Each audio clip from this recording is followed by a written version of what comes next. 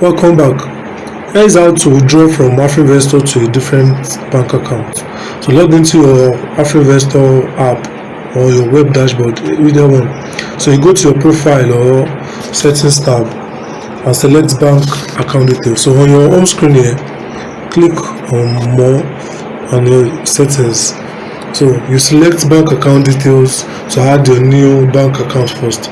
So enter the new bank details, verify the account name and save it. So navigate back to the main dashboard and click on wallet. So you go back to the home page and click on wallet.